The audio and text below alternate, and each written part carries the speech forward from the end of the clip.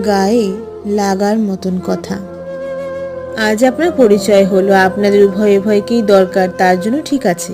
যে দরকারের জন্য পরিচয় হয়েছিল ধরুন সেই দরকার তার মিটে গেছে, অথচ আপনি তাকে নিজের সন্তানের মতন দেখছেন।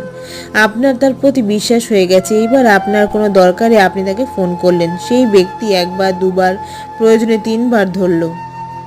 চারবার যখন ফোন করে আপনি আপনার কোনো সমস্যার সমাধানের কথা বলবেন, প্রথমবার ফোন ধরবে, তারপর সব জানা হয়ে গেলে আপনি আবার ফোন করুন, দেখবেন সুইচ অফ শোনাবে। কারণ আপনার নাম্বারটি তখন ব্লক লিস্টে পড়ে গেছে। ও তো তখন আপনাকে আর দরকার নেই, আপনার সাহায্য যা পাওয়ার ও তা পেয়ে গেছে, কিন্তু আপনার অসুবিধাতে সময় দেওয়ার মতন সময় ওর কাছে ফুরিয়ে গেছে। এই কথাটাই সকলকে বোঝাতে যাচ্ছি যে কারোর উপর এত বিশ্বাস করবেন না যাতে আপনাকে মানসিক কষ্ট পেতে হয়। কারণ আমাদের সমাজে এখন এমন অবস্থা, ভালো মন্দ চিনতে নিজেরাই হিমশিম খাচ্ছে। কারোর উপর ভরসা করার আগে অন্তত নিজের কথাটা ভাববেন।